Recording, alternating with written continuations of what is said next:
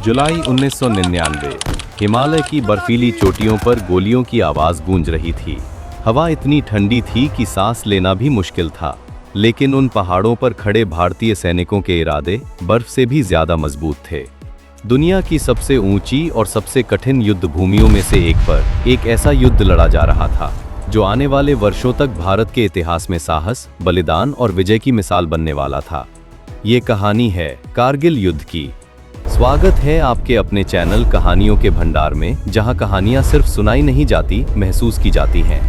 तो आइए शुरू करते हैं कारगिल युद्ध की पूरी कहानी। एक ऐसा युद्ध जिसने पूरे देश को झकझोर दिया। एक ऐसा युद्ध जिसने भारत को अपने सैकड़ों वीर सपूतों की शहादत दी, और एक ऐसा युद्ध जिसने दुनिया को दिखा दिया कि भारतीय सैनिक असंभव दिखने वाली परिस्थितियों में भी विजय हासिल कर सकते हैं। कारगिल युद्ध अचानक शुरू नहीं हुआ था। इसके पीछे वर्षों पुरानी घटनाएं, रणनीतियां और एक खतरनाक योजना छिपी हुई थी। इस कहानी को समझने के लिए हमें समय में थोड़ा पीछे जाना होगा।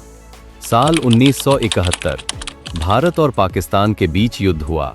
इस युद्ध के बाद पूर्वी पाकिस्तान टूटकर एक नए देश बांग्लादेश के रूप में उभरा। ये पाकिस्तान के इतिहास की सबसे बड़ी सैन्य और राजनीतिक हारों में से एक थी। उस हार का दर्द पाकिस्तानी सेना कभी भूल नहीं पाई। समय बीतता गया, लेकिन भारत के खिलाफ बदले की भावना पाकिस्तानी सैन्य नेतृत्व के भीतर जीवित रही। फिर आया सियाचिन। साल 1984 में भारत ने ऑपरेशन मेघदूत के तहत सियाचिन ग्लेशियर के महत्वपूर्ण क्षेत्रों पर नियंत्रण स्थापित कर लिया। ये दुनिया का सबसे ऊंचा युद्ध क्षेत्र था। भारत की इस सफलता ने पाकिस्तान को और अधिक परेशान कर दिया, क्योंकि सियाचिन पर भारत की मौजूदगी उसकी सामरिक स्थिति को मजबूत कर रही थी। पाकिस्तान कई बार कोशिश करता रहा, लेकिन सियाचिन में वह भारत को पीछे नहीं धकेल सका। यहीं से एक नई योजना जन्म लेने लगी। एक ऐसी योजना जो वर्षों तक गुप्त रूप से तैयार की गई। 1990 के दशक के अंत तक पाकिस्तानी सेना के कुछ शीर्ष अधिकारियों का मानना था कि यदि वे कारगिल की ऊंची चोटियों पर कब्जा कर लें, तो वे भारत की सबसे महत्वपूर्ण सप्लाई लाइन राष्ट्रीय राजमार्ग NH1 पर नजर रख सकते हैं। यही सड़क श्रीनगर को लेह से जोड़ती थी, और यही सड़क लद्दाख तथा सियाचिन में तैनात भारतीय सैनिकों की जीवन रेखा थी। यदि ये मार्ग बाधित हो जाता, तो भारत के लिए सियाचिन और लद्दाख में सैन्य आपूर्ति बनाए रखना बेहद कठिन हो सकता था। पाकिस्तानी सेना के कुछ अधिकारियों को लगा कि यही वह मौका है जिससे भारत को रणनीतिक रूप से नुकसान पहुंचाया जा सकता है। योजना का नाम था ऑपरेशन बद्र। इस योजना के अनुसार पाकिस्तानी सैनिक और विशेष बल घुसपैठियों के रूप में नियंत्रण रेखा पार करेंगे और कारगिल सेक्टर की ऊंची चोटियों पर गुप्त रूप से कब्जा कर लेंगे। उनका अनुमान था कि भारत को इसकी जानकारी बहुत देर से मिलेगी, और तब तक स्थिति बदल चुकी होगी। उन्हें अंदाजा नहीं था कि ये योजना दक्षिण एशिया के सबसे चर्चित युद्धों में से एक को जन्म देने वाली है।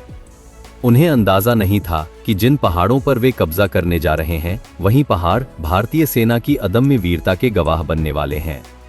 और उन्हें बिल्कुल भी अंदाजा नहीं था कि आने वाले महीनों में तोलोलिंग, .5140, टाइगर हिल और .4875 जैसे नाम पूरे भारत के दिलों में हमेशा के लिए दर्ज हो जाएंगे।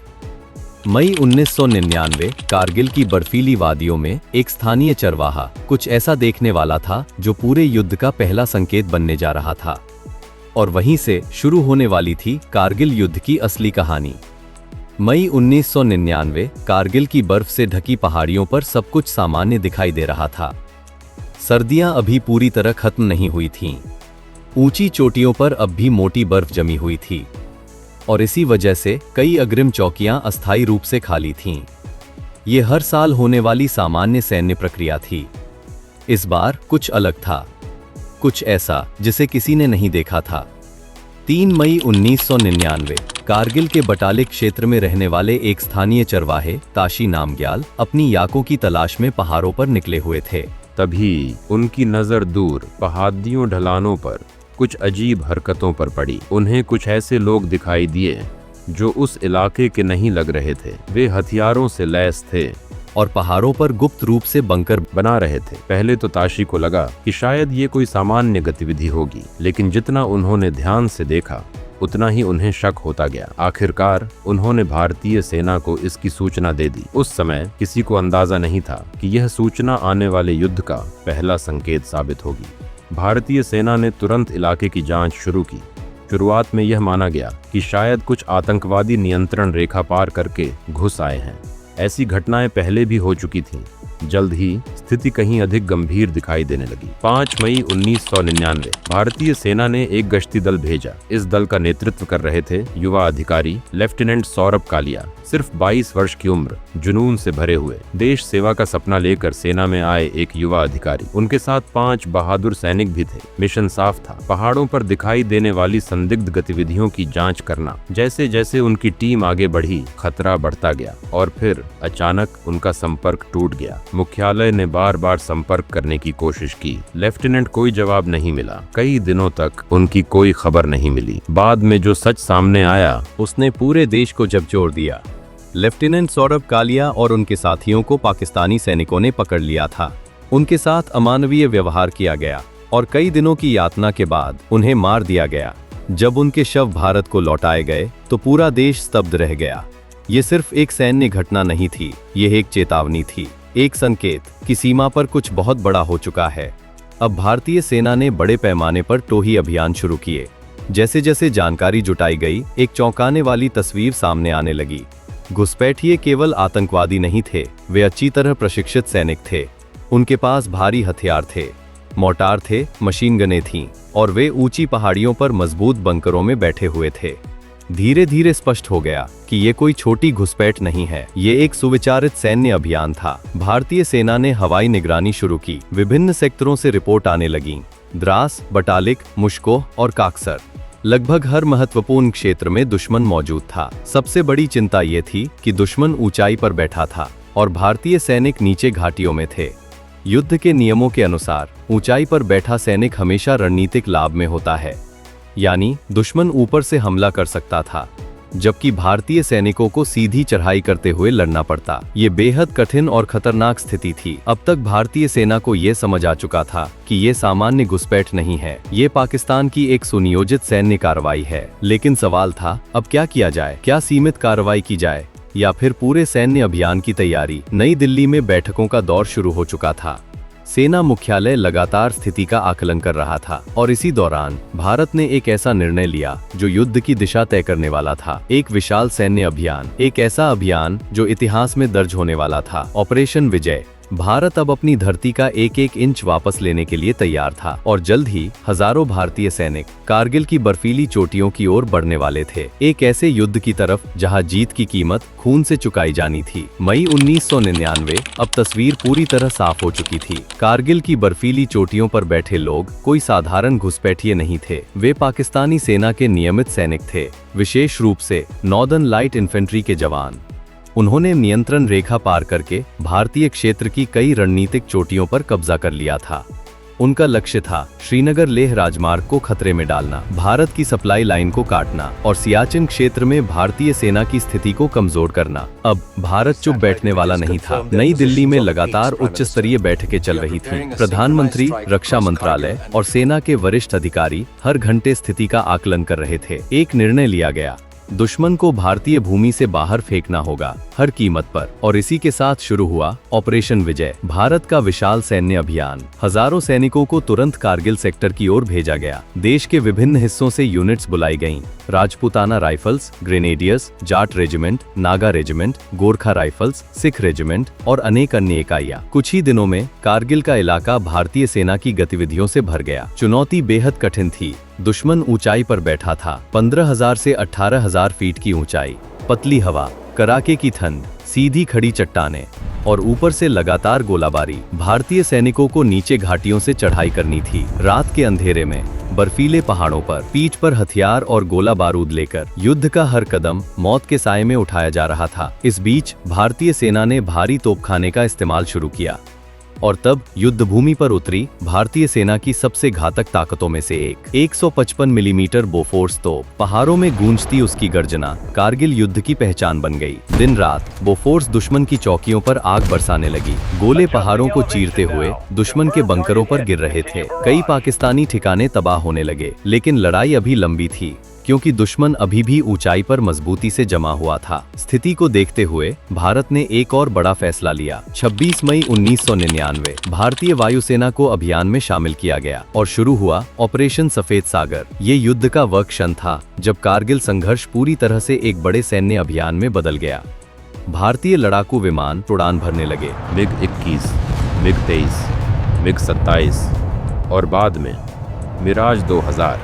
यह कोई सामान्य हवाई अभियान नहीं था। पायलटों को बेहद ऊंचाई पर, संकीर्ण घाटियों में और कठिन मौसम में उड़ान भरनी पड़ रही थी। सबसे महत्वपूर्ण बात, भारत ने नियंत्रण रेखा पार न करने का निर्णय लिया, यानी भारतीय विमान केवल अपने क्षेत्र के भीतर रहकर हमला करेंगे। यह निर्णय सैन्य रूप से कठिन था, राजनीतिक रूप से बेहद महत्वपूर्ण। भारत दुनिया को दिखाना चाहता था कि वह अपनी भूमि की रक्षा कर रहा है, न कि युद्ध को फैलाना। इसी दौरान युद्ध ने एक दर्दनाक मोड़ लिया। एक मिशन के दौरान भारतीय वायुसेना के बहादुर पायलट अजय आहूजा दुश्मन की कार्रवाई में शहीद हो गए। उनकी शहादत ने पूरे देश को भावुक कर दिया। भारतीय वायुसेना पीछे नहीं हटी, इसके विपरीत उसने और अधिक ताकत के साथ अभियान जारी रखा। विशेष रूप से मिराज 2000 विमानों ने युद्ध की दिशा बदलनी शुरू कर दी। लेजर गाइडेड बमों की मदद से दुश्मन के महत्वपूर्ण बंकर, सप्लाई डिपो और कमांड पोस्ट नष्ट किए जाने लगे। अब युद्ध सिर्फ पहाड़ों पर नहीं लड़ा जा रहा था, धरती और आसमान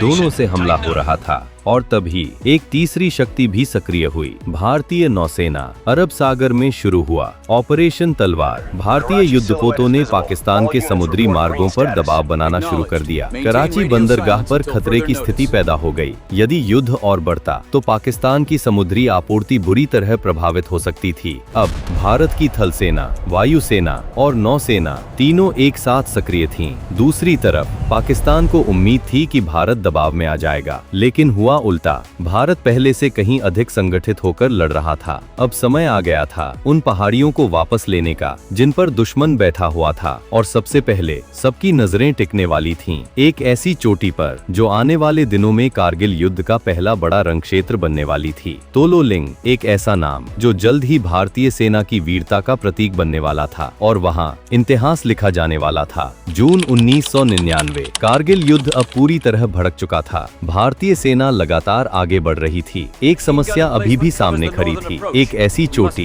जिसने पूरे द्रास सेक्टर को अपने नियंत्रण में ले रखा था। तोलोलिंग लगभग 15,000 फीट की ऊंचाई पर स्थित ये पहाड़ी दिखने में सिर्फ एक चट्टानी पर्वत थी, लेकिन सैन्य दृष्टि से ये कारगिल युद्ध की सबसे महत्वपूर्ण चोटियों में से एक थी, क्योंकि यहाँ से दुश्मन राष्ट्रीय राजमार्ग NH-1 पर नजर रख सकता था। वही सड़क जो श्रीनगर को लेह से जोड़ती थी, वही सड़क भारतीय सेना की जीवन रेखा थी। जब तक तोलोलिंग दुश्मन के कब्जे में रहती, भारत के लिए आगे बढ़ना बेहद कठिन था। इसलिए फैसला किया गया, तोलोलिंग हर हाल में वापस लेनी होगी। लेकिन समस्या ये थी कि दुश्मन पहाड़ी की चोटी पर बैठा था। उसने मजबूत बंकर बना रखे थे, भारी मशीन गनें तैनात थीं, मोर्टार मौजूद थे और नीचे से ऊपर चढ़ने वाले हर सैनिक को दुश्मन साफ देख सकता था। यानी जो भी हमला करेगा उसे लगभग सीधी मौत का सामना करना होगा। फिर भी भारतीय सैनिक पीछे हटने वालों में से नहीं थे। हमले की तैयारी शुरू हुई। रात का समय चुना गया क्योंकि अंधेरे में आगे बढ़ने की संभावना अधिक थी। भारतीय जवान चट्टानों पर चढ़ते रहे, कई जगह हाथों के सहारे, कई जगह घुटनों के बल और कई जगह सीधे दुश्मन की गोलियों के सामने। जैसे जैसे वे ऊपर पहुंचते गए, लड़ाई हाथापाई की दूरी तक पहुंच गई। ग्रेनेड फेंके गए, राइफलें गरजीं और फिर भारतीय सैनिक दुश्मन के बंकरों में घुस गए। भीषण संघर्ष के बाद एक एक कर दुश्मन की चौकियां गिरने लगीं और आखिरकार 13 जून 1999 तोलोलिंग पर भारतीय तिरंगा लहरा उठा। कारगिल युद्ध की पहली बड़ी जीत। पूरे देश में खुशी की लहर दौड़ गई, क्योंकि ये सिर्फ एक पहाड़ी की जीत नहीं थी, यह एक संदेश था। भारत हार नहीं मानेगा, भारत पीछे नहीं हटेगा और भारत अपनी धरती का एक एक इंच वापस लेकर रहेगा। तोलोलिंग की जीत ने भारतीय सेना का मनोबल बढ़ा दिया। अब सैनिकों को यकीन था कि चाहे पहाड़ कितना भी ऊंचा क्यों न हो, दुश्मन कितना भी मजबूत क्यों न हो, विजय संभव है। युद्ध अभी खत्म नहीं हुआ था। असल में सबसे कठिन लड़ाइयां अभी बाकी थीं। क्योंकि तोलोलिंग के बाद भारतीय सेना की नजर एक और महत्वपूर्ण लक्ष्य पर टिक चुकी थी। एक ऐसी चोटी जो पूरे क्षेत्र पर हावी थी, एक ऐसी चोटी जिसका नाम आने वाले वर्षों में वीरता की सबसे बड़ी कहानियों में शामिल होने वाला था। पॉइंट 5140 और वहीं एक युवा अधिकारी जल्द ही इतिहास रचने वाला था। उसका नाम था विक्रम बत्रा। 13 जून 1999 टोलोलिंग की जीत ने पूरे भारत का मनोबल बढ़ा दिया था। भारतीय सेना जानती थी कि असली लक्ष्य अभी भी सामने खड़े थे। कारगिल की ऊंची चोटियों पर बैठे दुश्मन को पूरी तरह हटाने के लिए एक एक पहाड़ी वापस लेनी थी और अब सभी की निगाहें टिक चुकी थीं पॉइंट 5140 पर। यह सिर्फ एक चोटी नहीं थी, यह पूरे क्षेत्र की सबसे महत्वपूर्ण सामरिक स्थितियों में से एक थी। यहाँ से दुश्मन आसपास के बड़े इलाके पर नजर रख सकता था और जब तक पॉइंट 5140 उसके कब्जे में रहती, भारतीय सेना की आगे की प्रगति मुश्किल बनी रहती। इस मिशन की जिम्मेदारी सौंपी गई 13 जम्मू एंड कश्मीर राइफल्स को और इस यूनिट के एक युवा अधिकारी का नाम जल्द ही पूरे देश में गूंजने वाला था। कैप्टन विक्रम बत्रा। हिमाचल प्रदेश की वादियों से निकला यह युवा अधिकारी अपने साहस, आत्मविश्वास और नेतृत्व के लिए जाना जाता था। उनका कॉल साइन था शेरशाह, एक ऐसा नाम जो जल्द ही दुश्मन के लिए डर का पर्याय बनने वाला था। पॉइंट 5140 पर हमला आसान नहीं था। दुश्मन ऊंचाई पर बैठा था। उसने कई स्तरों पर बंकर बना रखे थे। भारी मशीन गनें तैनात थीं और हर रास्ते पर निगरानी थी। भारतीय सेना ने एक साहसी योजना बनाई। सीधे सामने से हमला करने के बजाय सैनिकों को ऐसी दिशा से चढ़ाई करनी थी जहां से दुश्मन हमले की उम्मीद नहीं कर रहा था। 19 जून की रात अंधेरे में भारतीय सैनिक आगे बढ़ने लगे। ठंडी हवाएं चल रही थीं। ऊंचाई लगभग 17,000 फीट के आसपास थी। ऑक्सीजन कम थी। हर कदम बेहद कठिन था। किसी ने रुकने के बारे में नहीं सोचा। कैप्टन विक्रम बत्रा सबसे आगे थे। वे अपने जवानों का नेतृत्व कर रहे थे। रात बढ़ती गई और सैनिक धीरे धीरे दुश्मन के करीब पहुंचते गए। फिर अचानक दुश्मन को भारतीय सैनिकों की मौजूदगी का एहसास हो गया और पहाड़ गोलियों की आवाज से गूंज उठा। मशीन गनों ने आग उगलनी शुरू कर दी। ट्रेसर गोलियां अंधेरे आसमान को चीरती हुई निकल रही थीं। भारतीय सैनिक नहीं रुके। वे लगातार आगे बढ़ते रहे। जैसे जैसे दूरी कम होती गई, लड़ाई और भी भीषण होती गई। अब संघर्ष आमने सामने का था। ग्रेनेड फेंके जा रहे थे, राइफलें गरज रही थीं और हर बंकर को साफ करने के लिए जवान अपनी जान दांव पर लगा रहे थे। इसी दौरान कैप्टन विक्रम बत्रा और उनकी टीम ने दुश्मन के कई बंकरों पर सीधा हमला किया। एक एक कर दुश्मन की चौकियां गिरने लगीं। कई पाकिस्तानी सैनिक मारे गए, बाकी पीछे हटने लगे। घंटों की भीषण लड़ाई के बाद आखिरकार पॉइंट 5140 भारतीय सेना के नियंत्रण में आ गया। ये कारगिल युद्ध की सबसे महत्वपूर्ण जीतों में से एक थी, क्योंकि इस जीत के बाद द्रास सेक्टर में भारतीय सेना की स्थिति और मजबूत हो गई। इस विजय को इतिहास में अमर बनाने वाली बात अभी बाकी थी। जब मिशन सफल हुआ, तब रेडियो पर मुख्यालय ने संपर्क किया और पूछा, शेरशाह, मिशन कैसा रहा? दूसरी तरफ से जवाब आया, एक ऐसा जवाब जो आने वाले वर्षों तक पूरे भारत की जुबान पर रहने वाला था। ये दिल मांगे मोर। सिर्फ 4 शब्द। उन 4 शब्दों में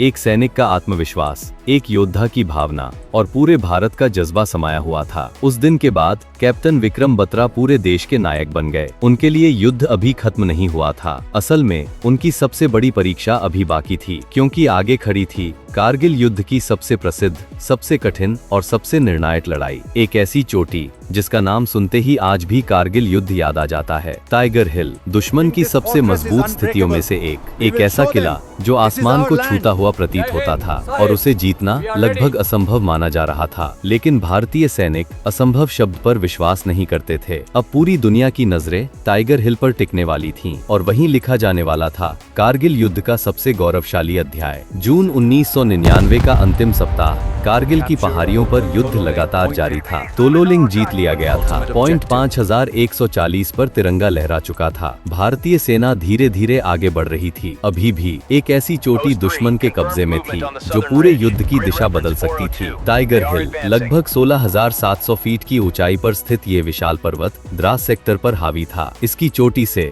दूर दूर तक निगरानी की जा सकती थी। यहाँ बैठे पाकिस्तानी सैनिक भारतीय गतिविधियों पर नजर रख सकते थे और यही कारण था कि टाइगर हिल पाकिस्तान के लिए बेहद महत्वपूर्ण थी। भारत के लिए इस चोटी को वापस लेना अनिवार्य था, क्योंकि जब तक टाइगर हिल दुश्मन के कब्जे में रहती, युद्ध अधूरा रहता। भारतीय सेना ने कई दिनों तक स्थिति का अध्ययन किया। हर चट्टान, हर रास्ता, हर दुश्मन बंकर ध्यान से देखा गया। फिर एक योजना बनाई गई, एक ऐसी योजना जो सुनने में लगभग असंभव लगती थी। सामने से हमला आत्मघाती साबित हो सकता था। इसलिए निर्णय लिया गया कि सैनिक ऐसी दिशा से चढ़ाई करेंगे जहां दुश्मन हमले की कल्पना भी नहीं कर सकता। एक लगभग सीधी खड़ी चट्टान, बर्फ से ढकी हुई, खतरनाक और बेहद कठिन। भारतीय सैनिकों ने यही रास्ता चुना। 3 जुलाई 1999 की रात, घुप अंधेरा, तेज ठंडी हवा और मौत जैसी खामोशी। भारतीय जवान धीरे धीरे ऊपर बढ़ने लगे। उनके हाथ चट्टानों को पकड़ रहे थे, उनके पैरों के नीचे गहरी खाइयां थीं। एक छोटी सी गलती सीधी मौत बन सकती थी, लेकिन कोई नहीं रुका। हर सैनिक जानता था कि वह सिर्फ एक पहाड़ी नहीं चढ़ रहा, वह भारत के सम्मान की रक्षा करने जा रहा है। रात भर चढ़ाई जारी रही और धीरे धीरे भारतीय सैनिक दुश्मन की स्थिति के बेहद करीब पहुंच गए। सुबह होने से पहले पहला हमला शुरू हुआ। दुश्मन पूरी तरह चौंक गया। उसे उम्मीद नहीं थी कि भारतीय सैनिक उस दिशा से पहुंच सकते हैं। अब लड़ाई शुरू हो चुकी थी। गोलियों की बौछार, ग्रेनेडों के विस्फोट, मोर्टार की गड़गड़ाहट और पहाड़ों में गूंजती युद्ध की आवाज। टाइगर हिल आग के दरिया में बदल चुका था। भारतीय सेना की विभिन्न टुकड़ियां अलग अलग दिशाओं से आगे बढ़ रही थीं। तोपखाना लगातार सहायता दे रहा था। बोफोर्स तोपें दुश्मन की चौकियों पर कहर बरपा रही थी।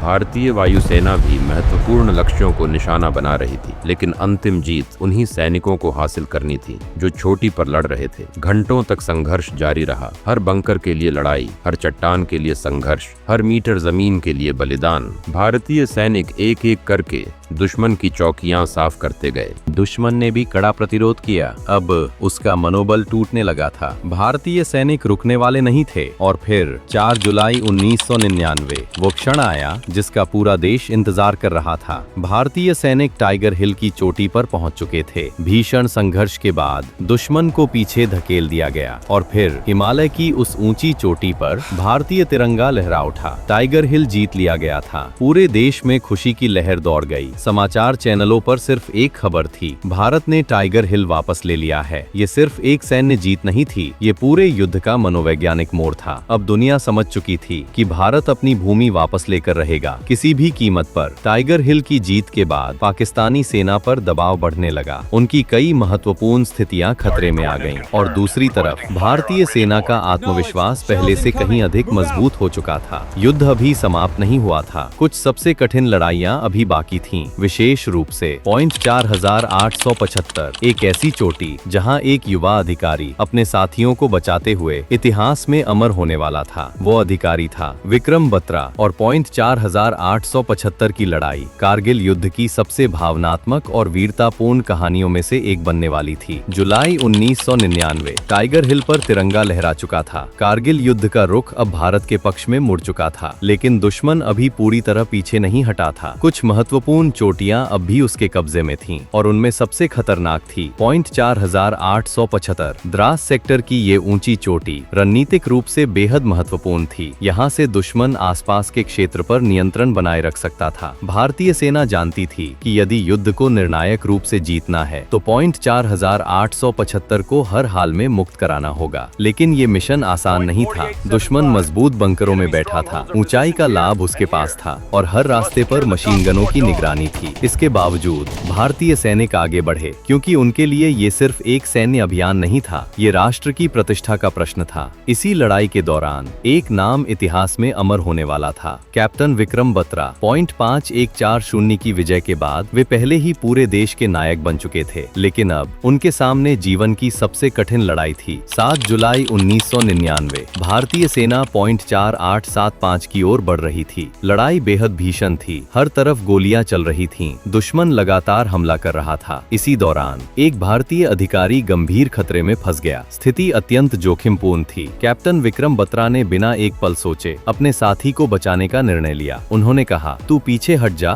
तेरे बाल बच्चे हैं। और फिर वे स्वयं आगे बढ़ गए, दुश्मन की गोलियों के बीच सीधे खतरे की ओर। उन्होंने कई दुश्मन सैनिकों को मार गिराया। उसी संघर्ष के दौरान एक गोली उन्हें लगी और फिर कारगिल का ये शेर हमेशा के लिए अमर हो गया। भारत ने अपना एक वीर सपूत खो दिया था, लेकिन उनका बलिदान व्यर्थ नहीं गया। उनकी प्रेरणा ने बाकी सैनिकों को और अधिक दृढ़ बना दिया। बाद में उन्हें देश के सर्वोच्च सैन्य सम्मान परमवीर चक्र से सम्मानित किया गया। कैप्टन विक्रम बत्रा अकेले की चोटियों पर सैकड़ों सैनिक असाधारण साहस का परिचय दे रहे थे। इन्हीं में से एक थे राइफलमैन संजय कुमार। उनकी यूनिट दुश्मन की मशीन गन से भारी नुकसान झेल रही थी। आगे बढ़ना लगभग असंभव लग रहा था, लेकिन संजय कुमार रुके नहीं। वे अकेले दुश्मन की मशीन गन पोस्ट की ओर दौड़े। गोलियां उनके आसपास गिर रही थीं। वे घायल भी हुए, फिर भी आगे बढ़ते रहे। उन्होंने दुश्मन के बंकर पर कब्जा कर लिया और दुश्मन की मशीन गन को उसी के खिलाफ इस्तेमाल किया। उनकी बहादुरी ने पूरी लड़ाई का रुख बदल दिया। इसके लिए उन्हें भी परमवीर चक्र से सम्मानित किया गया। और फिर एक और अद्भुत कहानी।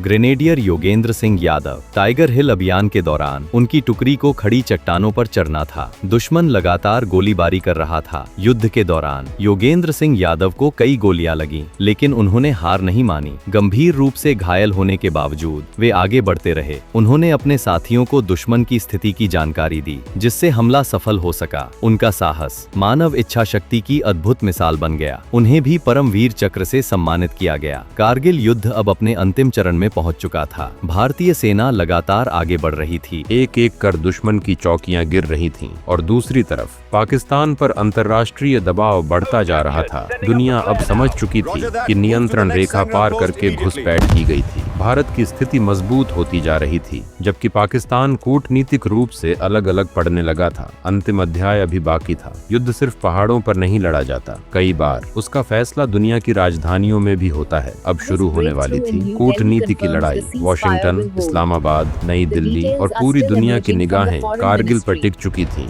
युद्ध का अंत अब दिखाई देने लगा था, लेकिन उससे पहले एक ऐतिहासिक राजनीतिक संघर्ष। जुलाई 1999। कारगिल की पहाड़ियों पर गोलियां अब भी चल रही थीं। भारतीय सैनिक लगातार आगे बढ़ रहे थे। एक एक कर दुश्मन की चौकियां गिर रही थीं। टोलोलिंग, पॉइंट 5140, टाइगर हिल और कई अन्य महत्वपूर्ण स्थान अब भारतीय सेना के नियंत्रण में आ चुके थे और युद्ध का एक दूसरा मोर्चा भी खुल चुका था। यह मोर्चा था कूटनीति का। दुनिया की नजर अब कारगिल पर टिक चुकी थी। अंतर्राष्ट्रीय मीडिया लगातार रिपोर्टिंग कर रहा था। सैटेलाइट तस्वीरें, खुफिया रिपोर्टें और युद्ध क्षेत्र से आ रही जानकारियां धीरे धीरे एक सच्चाई सामने ला रही थी। ये कोई स्थानीय विद्रोह नहीं था। ये कोई स्वतंत्र घुसपैठियों का अभियान नहीं था। ये पाकिस्तान की सेना द्वारा समर्थित और संचालित सैन्य कार्रवाई थी। शुरुआत में पाकिस्तान ने दावा किया था कि लड़ाई में शामिल लोग कश्मीरी लड़ाके हैं, लेकिन जैसे जैसे प्रमाण सामने आए, ये दावा कमजोर पड़ता गया। मारे गए सैनिकों के दस्तावेज,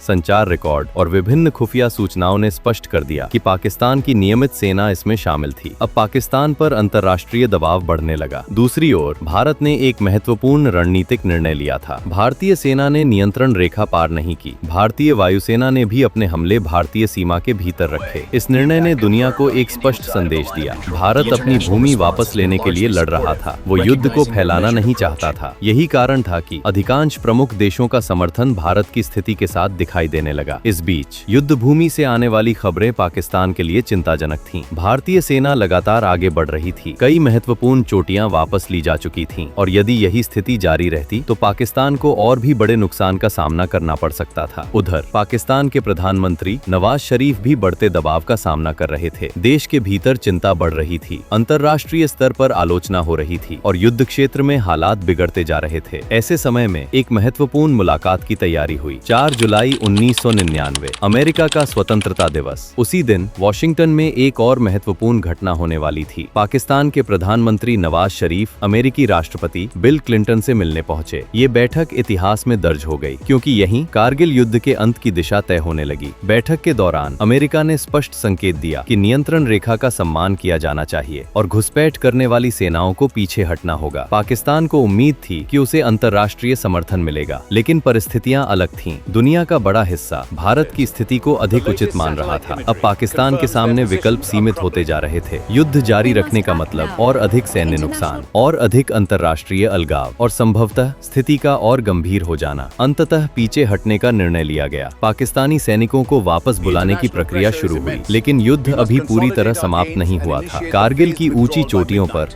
भारतीय सैनिक अब भी लड़ रहे थे, क्योंकि हर चोटी को आधिकारिक रूप से मुक्त कराना आवश्यक था। भारतीय सेना ने अपना अभियान जारी रखा। एक एक क्षेत्र को सुरक्षित किया गया, एक एक बंकर को साफ किया गया और एक एक इंच भारतीय भूमि वापस ली गई। अब विजय दिखाई देने लगी थी, लेकिन इस विजय की कीमत बहुत बड़ी थी। सैकड़ों भारतीय सैनिक अपने प्राणों की आहुति दे चुके थे। हजारों परिवार अपने बेटों का इंतजार कर रहे थे। देश जीत की ओर बढ़ रहा था, लेकिन इस जीत के पीछे असंख्य बलिदानों की कहानी छिपी हुई थी। और फिर कुछ ही दिनों बाद एक ऐसी तारीख आने वाली थी जो हमेशा के लिए भारतीय सैन्य इतिहास में अमर हो जाएगी। 26 जुलाई 1999, विजय दिवस, वो दिन जब पूरी दुनिया ने देखा कि भारत ने कारगिल की चोटियों पर अपना तिरंगा फिर से स्थापित कर दिया है। जुलाई 1999, लगभग 2 महीने से अधिक समय तक चलने वाला युद्ध अब अपने अंतिम चरण में पहुंच चुका था। कारगिल की बर्फीली चोटियां, जो कुछ सप्ताह पहले गोलियों, धमाकों और युद्ध की आग से गूंज रही थीं, अब धीरे धीरे शांत होने लगी थीं। भारतीय सेना एक एक कर सभी महत्वपूर्ण चोटियों को वापस अपने नियंत्रण में ले चुकी थी। दुश्मन की अधिकांश चौकियां नष्ट हो चुकी थीं और जो सैनिक बचे थे वे पीछे हटने लगे थे। लेकिन भारतीय जवानों के लिए ये सिर्फ एक सैन्य अभियान नहीं था, ये उन साथियों का अधूरा सपना था जो अब इस दुनिया में नहीं थे। हर जीती गई चोटी किसी न किसी शहीद की याद दिलाती थी, हर फहराता तिरंगा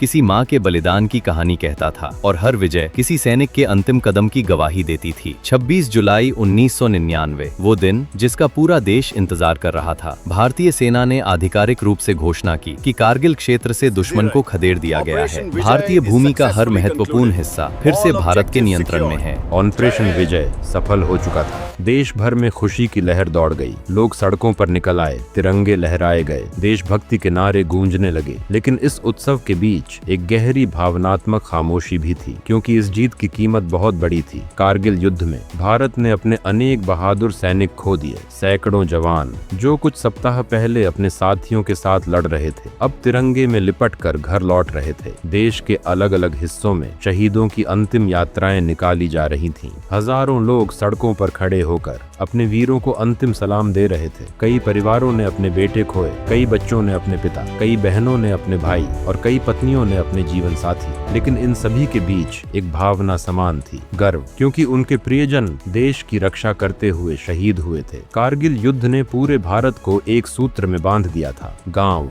शहर, स्कूल, कॉलेज, हर जगह सिर्फ एक ही चर्चा थी, भारतीय सैनिकों की बहादुरी। इस युद्ध में कई सैनिकों ने असाधारण वीरता दिखाई। उनमें से कुछ नाम हमेशा के लिए इतिहास में दर्ज हो गए। कारगिल युद्ध समाप्त हो चुका था, लेकिन उसकी गूंज भारत के इतिहास में हमेशा के लिए दर्ज हो चुकी थी। फिर भी इस युद्ध ने केवल विजय की कहानी नहीं लिखी, इसने भारत को कई महत्वपूर्ण सबक भी सिखाए। सीमा सुरक्षा, खुफिया तंत्र, उच्च पर्वतीय युद्ध और आधुनिक सैन्य तैयारी। कारगिल युद्ध ने भारतीय सेना को बदल दिया और भारत की रक्षा नीति को भी। लेकिन सबसे बड़ा सबक साहस का था, यह विश्वास का था, यह उस जज्बे का था जो कहता है कि जब देश पुकारे तो भारतीय सैनिक असंभव को भी संभव बना सकता है। और इसी जज्बे ने कारगिल को इतिहास के सबसे गौरवशाली अध्यायों में बदल दिया। 26 जुलाई 1999, कारगिल युद्ध समाप्त हो चुका था। भारत ने विजय प्राप्त कर ली थी। तिरंगा फिर से उन चोटियों पर लहरा रहा था जिन्हें दुश्मन ने छीनने की कोशिश की थी। लेकिन हर युद्ध अपने पीछे सिर्फ जीत या हार नहीं छोड़ता, वह सबक छोड़ता है, वह यादें छोड़ता है और कभी कभी वह ऐसी कहानियां छोड़ जाता है जो पीढ़ियों तक सुनाई जाती हैं। कारगिल भी ऐसी ही एक कहानी थी, एक ऐसी कहानी जो केवल गोलियों और तोपों की नहीं थी। यह कहानी थी साहस की, कर्तव्य की, त्याग की और उस अटूट विश्वास की जो भारतीय सैनिक को दुनिया के सबसे कठिन युद्ध क्षेत्रों में भी खड़ा रखता है। कारगिल युद्ध के बाद भारत ने गहराई से आत्ममंथन किया। यह समझने की कोशिश की गई कि दुश्मन इतनी बड़ी घुसपैठ करने में सफल कैसे हुआ, कहाँ चूक हुई, क्या सुधारा जा सकता है और भविष्य में ऐसी स्थिति को कैसे रोका जा सकता है। युद्ध के बाद कई महत्वपूर्ण समीक्षा समितियां बनाई गईं। सीमा निगरानी को मजबूत किया गया। ऊंचाई वाले क्षेत्रों में चौकियों की व्यवस्था बदली गई। सर्दियों में खाली छोड़ी जाने वाली कई रणनीतिक पोस्टों पर पुनर्विचार किया गया। निगरानी उपकरणों को आधुनिक बनाया गया। सैटेलाइट इमेजरी, ड्रोन तकनीक और खुफिया समन्वय को पहले से कहीं अधिक मजबूत किया गया। भारतीय सेना ने उच्च पर्वतीय युद्ध के अपने अनुभवों को नई रणनीतियों में बदला, क्योंकि कारगिल ने यह साबित कर दिया था कि भविष्य के युद्ध केवल मैदानों में नहीं, पहाड़ों की चोटियों पर भी लड़े जा सकते हैं। लेकिन कारगिल की सबसे बड़ी विरासत कोई हथियार नहीं था, कोई सैन्य तकनीक नहीं थी, कोई रणनीतिक दस्तावेज नहीं था। कारगिल की सबसे बड़ी विरासत थे उसके नायक। जब भी भारत अपने वीर सैनिकों को याद करेगा, कुछ नाम हमेशा सामने आएंगे। विक्रम बत्रा, जिनकी आवाज आज भी गूंजती है, ये दिल मांगे मोर। मनोज कुमार पांडे,